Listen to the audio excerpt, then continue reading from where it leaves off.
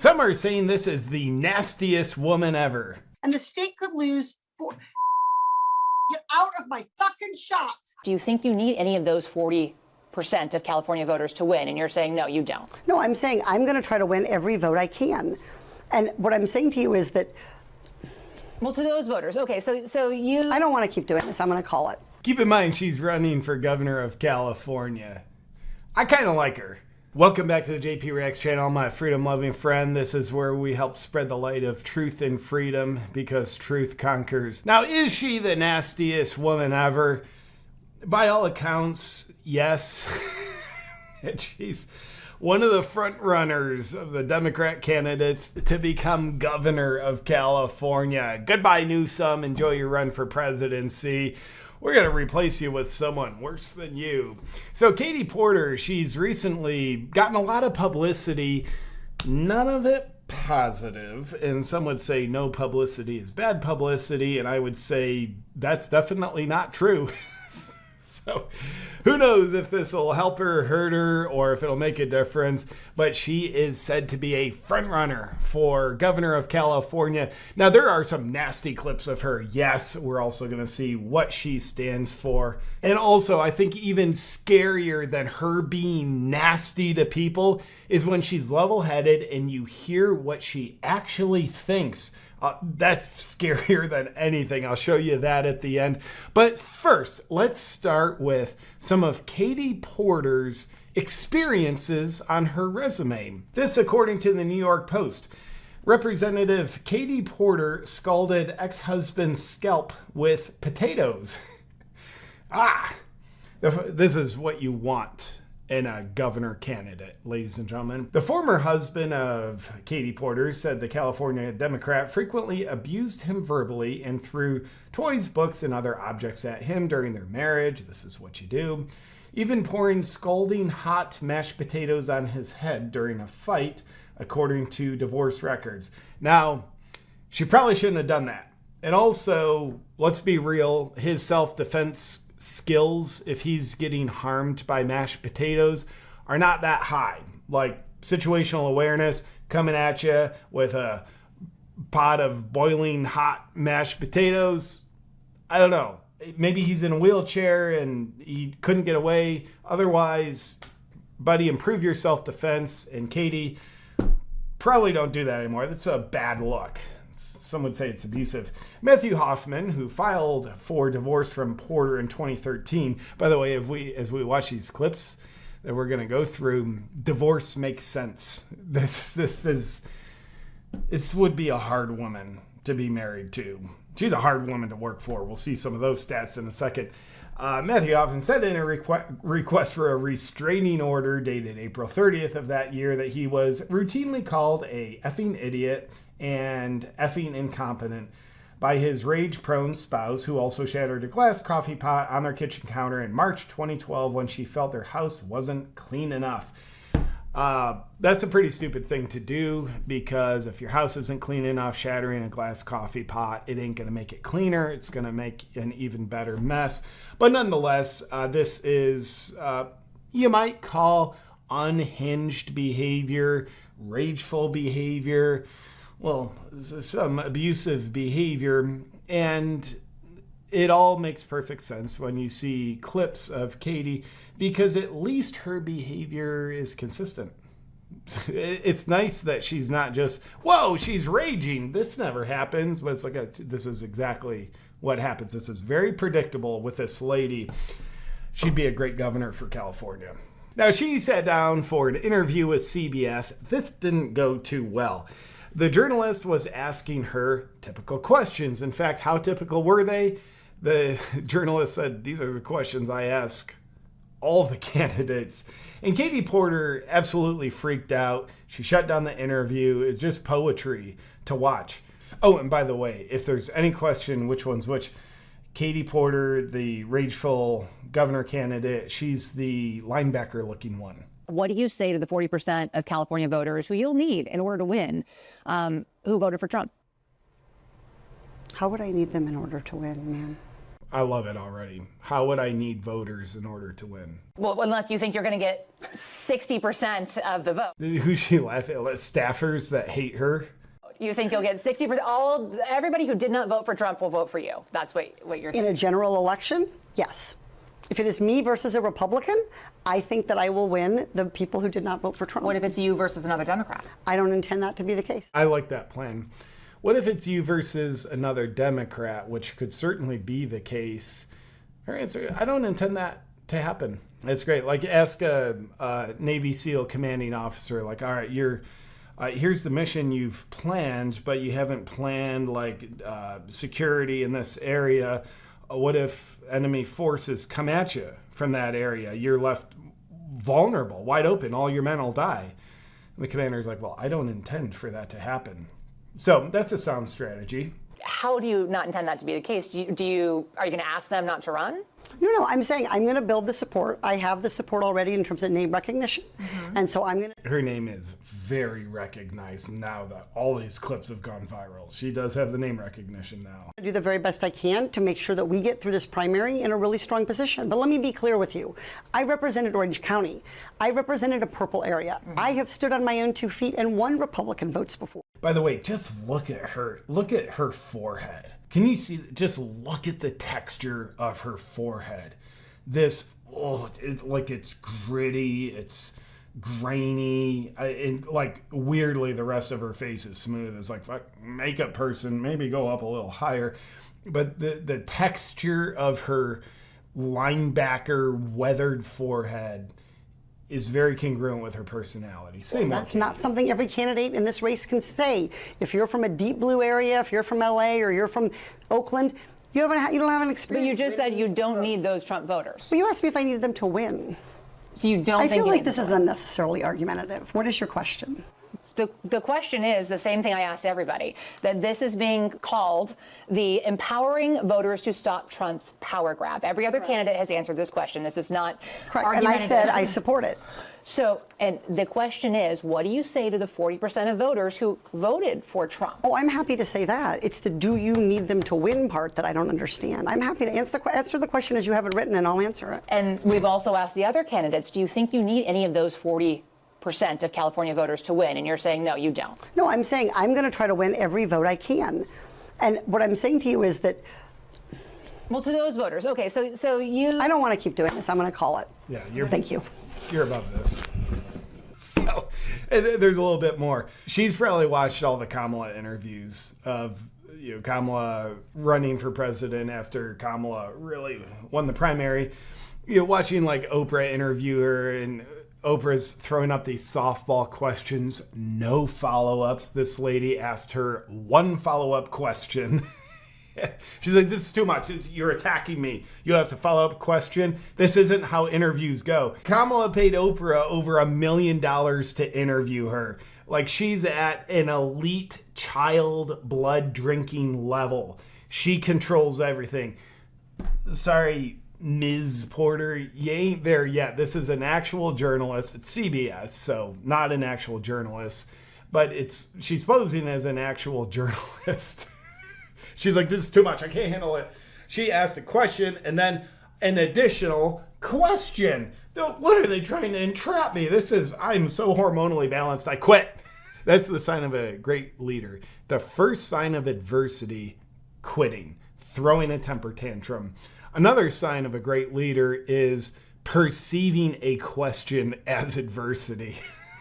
We'll get back to the video in just a second, but first, did you know there's one phase of sleep that almost everyone fails to get enough of? And this one phase of sleep is responsible for most of your body's daily rejuvenation, repair, generating weight loss hormones, controlling hunger, boosting energy, and more. I'm talking about deep sleep. And if you don't get enough of it, you'll probably struggle with cravings, slow metabolism, premature aging, and even worse conditions. But why don't most people get enough of this number one most important phase of sleep?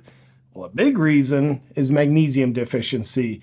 because 80% of our population is deficient in magnesium. Now, before you go out and buy just any magnesium supplement on the market, understand this: most contain just 1 to 2 forms of magnesium, when the reality is your body needs all 7 forms of this most essential sleep mineral. That's why I recommend Magnesium Breakthrough from Bioptimizers. Magnesium Breakthrough contains all 7 forms of magnesium designed to calm your mind, help you fall asleep, stay asleep, and wake up refreshed. My experience is the deep sleep benefits are very noticeable. For an exclusive offer, go to bioptimizers.com/JPReacts and use discount code JPReacts to save 15%. And if you subscribe, not only will you get amazing discounts and free gifts, you'll also ensure your monthly supply is guaranteed.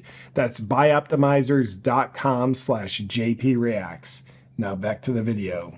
Gonna do the interview with us. Nope, not like this. I'm not with 7 follow-ups to every single question you ask. It was 1 follow-up, but it felt, now at this point, it feels like 15 follow-ups.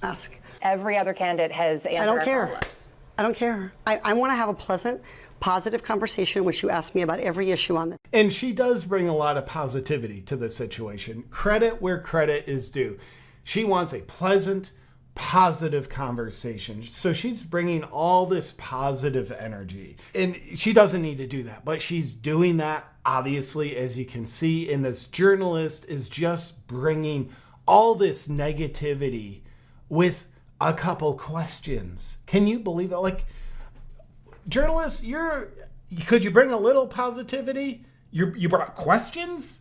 I would like positivity. I'm bringing my half of the positivity to the table. I think Katie is one of the most positive people I've ever met, and I'm sure you would agree. So I love her self-awareness. Just knowing I am a very positive person. Get out of my fucking shot. I want positivity all around me. And unfortunately, you ain't cutting it. And if every question you're going to make up a follow-up question, then we're never going to get there. No, we're never going to get there. Wherever there is. But we would never get there in an interview where questions are asked. I mean, I feel sorry for Katie. She was trapped. This must have been some insider in her staff, like, trapped her into this. Like, dude, we're doing an interview. And they started asking questions. Who's the betrayer here? Who set this up?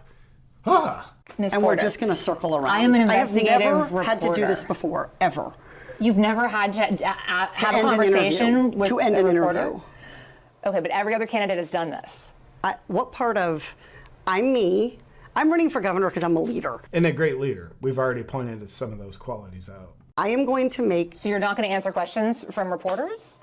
Okay, why don't we go through? I will continue to ask follow-up questions because that's my job as a journalist, but I will go through and ask these, and if you don't want to answer, you don't want to answer. So nearly every legislative... I don't want to have an unhappy experience with you, and I don't want this all on camera. I don't want to have an unhappy experience with you either. I would love to continue to ask these questions so that we can show our viewers what every candidate feels about every one of these issues that they care about. And redistricting is a massive issue. We're going to do an entire story just on the responses to that question. And I've asked everybody the same follow-up questions. I'm going to show you a specific part one more time because this is important. There's a lot to unpack here. I don't want to have an unhappy experience with you. That felt very caring. I don't want to have an unhappy experience with you here. That to me felt like the care and compassion coming from a serial killer who's like, I don't want to have to do this to you. I sincerely don't want to have to do this. And you can tell, like, they actually don't want to kill you, but they definitely will if you keep doing what you're doing, which is reasonable behavior. She likely had a pot of boiling hot mashed potatoes off camera. Like, I want to have a happy experience with you here. I don't want to have an unhappy experience with you here. And according to Twitter, Katie Porter had a 65% staff turnover rate, 4 times higher than the average congressional office. She was repeatedly accused of abusing and berating staffers until they cried. Porter also scalded her ex-husband by throwing a pot of mashed potatoes on his head. She's a basket case. No, she is a woman who she's got leadership. And remember what I said. If you think she's scary when she's nasty, she is even scarier when she's calm, telling you what she thinks. get to that at the end. But here's another example of Katie Porter in action, unhappy with the lighting situation that her staff has set up for an interview, which I would imagine this interview didn't involve any questions. But look at the looks she's giving her staffers while maintaining a pleasant facade to the camera. The difference of her emotional tonality and the pleasant look on her face, that's a sign of mental stability, I think. I'm about to get on. Bernard, I need you to turn these off. These that are killing me. Hang on 1 second, everybody. Okay. Okay. I want to murder these people. Yes, we should have. Hold on 1 second. Yes. Okay, everybody. I'm not that dark. I like that look. I can't imagine why she had a 4 times higher staff turnover rate than average with a look like that. Now let's get a little more context as she screams at a staffer for being in her shot. To staffer's credit, she's wearing a mask. She's talking about climate change and stuff like that, and must be a really important interview because she has a cluttered kitchen behind her. So I'm on the oversight committee. You might know. Yeah, of course. Like, this lady's a big deal. Of course I knew she was on the oversight committee. Did you know that? I definitely knew that. And that is where we did a study recently this fall in September. And what it showed is if we don't electrify our transportation sector, that we're going to lose more than 500,000 Californians dying prematurely to air pollution and other problems. And the state could lose. Get out of my fucking shot. I wanted to tell you that that's actually incorrect. It's not that it's electric vehicles. The staffer is actually now correcting her. Some of her climate change propaganda was inaccurate. Like any of it is accurate. It's just that's hilarious. It's that if we don't meet the commitments under the Paris Climate Accord. Okay, it does. Okay, you also were in my shot before that. Stay out of my shot. Okay, I'm going to start again with electric vehicles saving us money. Yeah, I probably would start again. I've done some interviews in my day. That's a hard one to recover from, pulling the audience back. Get out of my effing shot. That's actually incorrect. It's not that it's okay. electric. Well, you were still in my shot. Stay out. Anyway, guys, so what I was saying, the electric vehicles, like everybody's going to die if we don't do them. Yeah, that probably is a good one to edit out. Okay, I'm going to start over. Yeah. Don't worry, we're not going to show people who you really are. But everybody's seen this clip now. Glenn Beck says it pretty well about Katie Porter. I don't know who should be more embarrassed, Katie Porter for proving in her CBS interview that she can't answer a basic question without exploding, or Californians for ranking her as the frontrunner in the race for governor. Now, that's a good philosophical question, Glenn, and I think they should both be ashamed. Perhaps Californians should be ashamed more. That's my answer. Now, before we see the scariest clip of Katie Porter, let's take a look at her campaign page, katieporter.com. Now, this page is full of just almost nothing, but it asks for donations at the top. You can tell she stands for a lot. What California needs is a little bit of hope and a whole lot of grit. All right. I mean, that's kind of in line with the lady who looks like she plays middle linebacker for some team. All right, so very extensive information, but we can see what her priorities are. Let's just take a look-ski. Defending your health care from Trump's attacks. I like that. We're going to keep you boosted. We don't want you to pay for anything. We're going to defend your health care. Okay. Everything costs too much. Let's make it easier to live here. I like that. What do you stand for? Everything costs too much. Great. I like that plan of pointing out that everything costs too much. Bring businesses, workers, and government together so our economy thrives.